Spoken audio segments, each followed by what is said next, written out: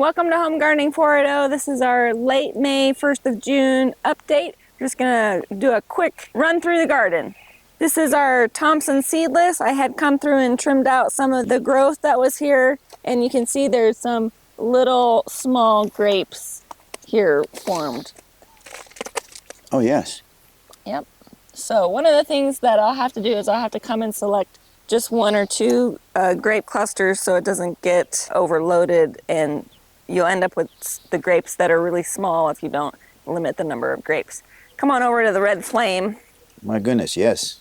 But again, same thing applies. If I don't limit the number of grape clusters, they will not get bigger. Same thing with that other Thompson seedless. On this first bed, we've taken out all of the peas and the lettuces that were here. And this is Hale's Best Cantaloupe. I planted them about a month ago, and they're doing well. On this other bed, planted the watermelon seeds about a month ago. I'd taken out all the turnips a few weeks ago. This first group is a set of Black Diamond watermelons that I got free seeds from the library, and the rest of these are Crimson Sweet. On the end, our Violet de Bordeaux fig is doing well. Lots of new growth, lots of new figs. Okay. Here we've got pumpkins. Last year we did zucchini. This year I'm not doing any zucchini, any summer squash. I'm just doing winter squashes or pumpkins. And if you zoom in on this one right here, this is a red curry squash. There's actually two plants here. But I found a squash bug on this plant yesterday, so hopefully it can recover. But you've got to be vigilant and watch your plants because they'll come and kill them in a matter of a day or two. But red curry squash is a small Hubbard style squash. And then these two plantings are buckskin autumn hybrid pumpkins. And then I think I'm just going to put a few sunflowers in the middle here because these guys are going to get kind of big. And then as you can see, we built our shade structure using our tomato trellis stakes. Just added some extra stakes and some tubing. Went to the garden center and got some shade fabric. You can see in this second bed on this side, we've taken out all the peas. And just last night, I planted some acorn squash, a variety called Table King. It's a small bush variety. They say they get about 4 feet diameter with the vines, so should do well up against the watermelons and then up against these tomatoes. And here we have our white onions, and then in the middle is the red, and then on the other side is the yellow onions. The red onions did try to flower out earlier, and so you'll see there's not very big bulbs, but the white and the yellow onions did a lot better. Yeah, they did. Forming bulbs. And these are all short day varieties that I had ordered online. And then, they're doing good. You planted them quite close this time. Yeah, so I was planning to thin them more, but apparently we just didn't use that many green onions, so my mistake. But either way, they've done fairly well. And then back here, we've got the garlic. I have pulled out a couple small heads of garlic, but when these start to flop over a bit, then we'll dig them out. But there are a few smaller heads that have already died and fallen over. So on our tomatoes, if you remember, I had left a bunch of the volunteer leek plants here. Yeah. I've come through just yesterday and spent about half an hour just pulling out a lot of them. I did leave several that had flowered for the bees. Last time we had a lot of tomatoes on this bed, and we decided not to do as many as before. And we also had a lot of peppers on the other bed. So we decided on this bed to combine the peppers with the tomatoes. That's right. So down here, I've got 6 pepper plants, and I've got 2 of each different variety. And if you can see this, this is a nice big red pepper. Well, big for me. Right. Small for the grocery store. And that's a variety called Red Knight. And then in the center here, you can see there's a jalapeno here on this one. This is a variety that's supposed to be not very hot. It's called Full-Jiu jalapeno pepper. And then on the right, these are banana peppers. And then back in the tomato section, we've got Husky Red Cherry on the back side of this bed, and on the front side of this bed is Roma. This is a variety called Patio, and I'm gonna have to come in and stake these because this one is falling over, that one's falling over. They're meant to be a dwarf variety, which is what I wanted. I didn't want 7-foot tall cherry tomatoes. This is our blackberry variety called Sweet Giant. There's some flowers on it where it's trying to put some berries on.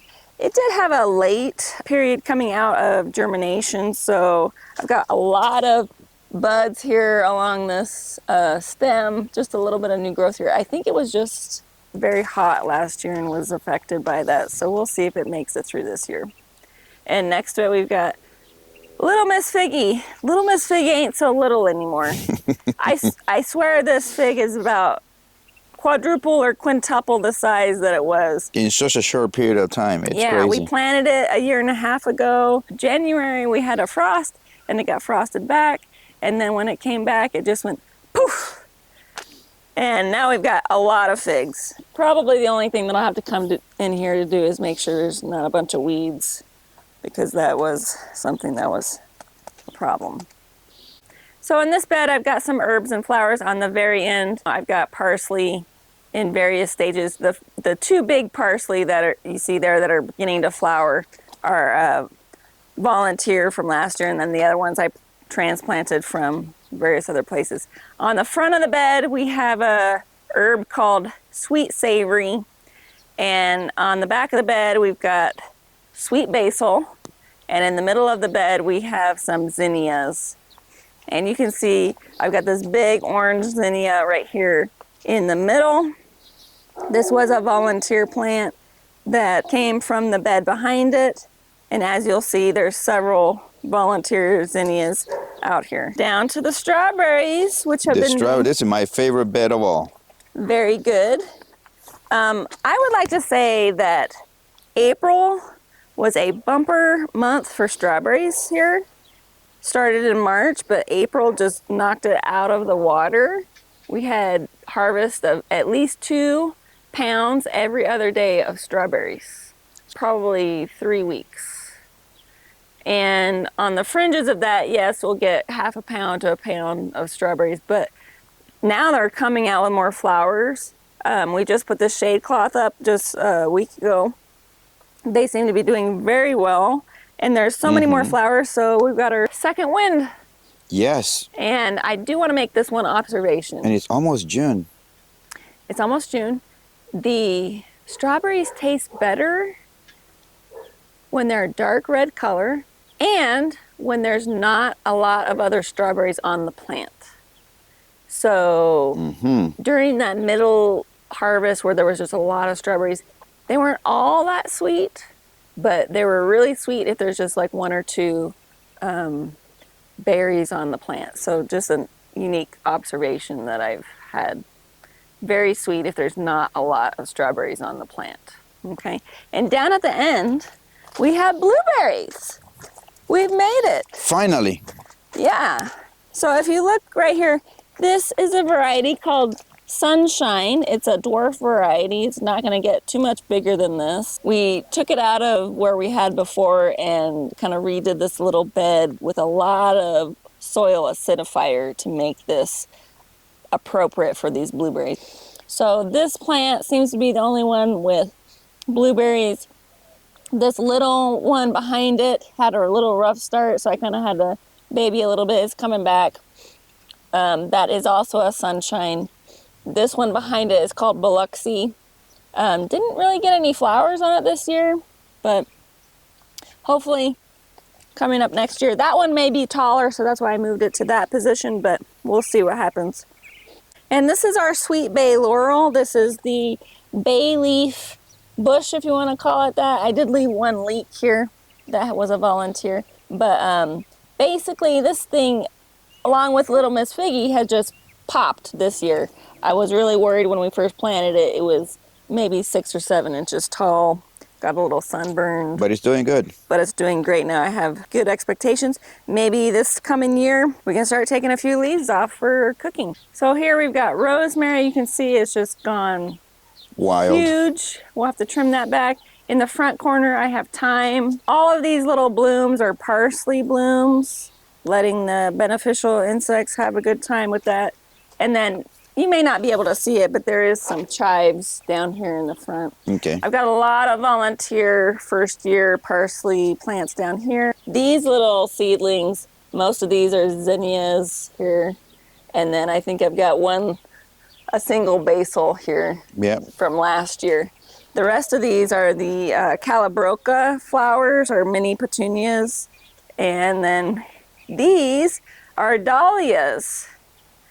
Yeah. We had one bloom last fall of a dahlia, but this spring we've had quite a few. Then I've got some mixed in zinnias with these. This purple blue flowers, these are sage that's gone to bloom. And then on the very end we've got thyme, and it's doing great too. And here is our sweet potato bed, and I just want to say these have just popped in the last 2 weeks, especially this row here on the back side of the bed.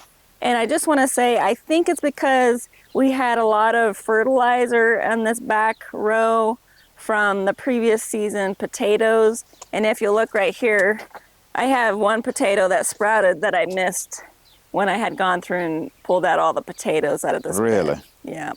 So this is a testament to needing fertilizer, because these back sweet potatoes have just popped, and they've already got vines that are 3, 4, 5 feet long.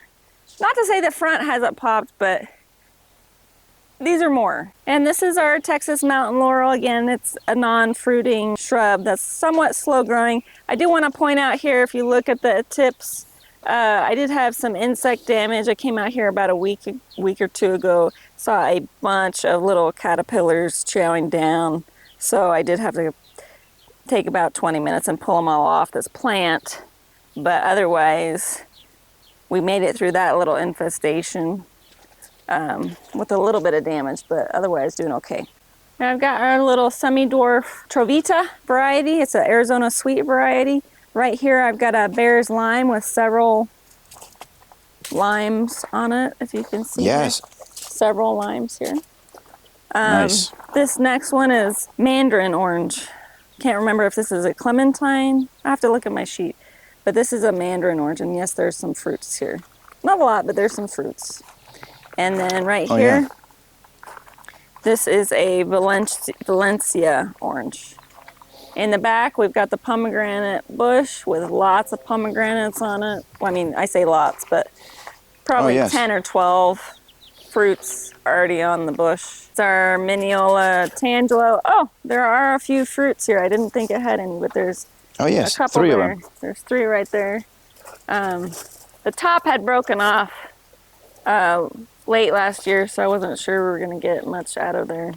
Oh, there's some more in here. There's 1 or there's 2 there. Good. So we'll see if they hold on to those. And the peaches, this is what I want to say about the peaches.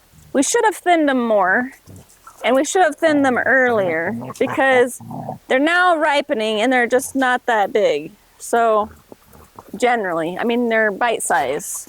So we've got a bunch. Oh, you just knocked one down. Oh, there went another one. You guys need to get it. He just took it? Yeah, he's got it in his mouth. Yeah. Well, Remy's gonna have a peach. They have another one there too on the grass. They're. Hey, hey! This guy just took the He just fruit. picked one. He just grabbed the fruit and took it. Oh my God. Okay. He got it. He got it from right here. He grabbed it. Yeah, I just saw he just put his mouth in. I just grabbed one peach. Stinkers. Anyway. All right. That's what we were saying. As I was saying, thin the peaches right after you bloom, and you can do it because you want to let them get as big as possible. Because I had waited a little bit too late to thin these. They did get bigger, but just not as big as I wanted. Last year I had grocery store size peaches. I just only had about 5 of them. And as you can see, I've definitely got a lot. Some of them are bigger than others. But And every time I have come to the backyard and do something, I will eat, one or two of these. So yeah, there's a lot. they're really good. And again, this is a variety called Ava's Pride, and it is a freestone variety. So they're ripe. Number one, when they're a little bit soft and you squeeze them. And then also when you eat them, that the pit comes away from the fruit. This variety, because it's 2 weeks behind that variety, the peaches are a little bit bigger and not yet ready. So hopefully in another couple weeks we'll have them ready to go.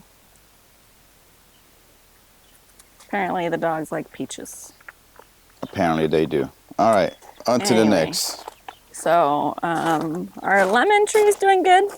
Several lemons out here. You got to remember that lemons have thorns, so you got to watch yourself when you come out Yes. to work on it. But lots of lemons. Yes, finally. Here. Last year I think we only had 1 or 2. Yep.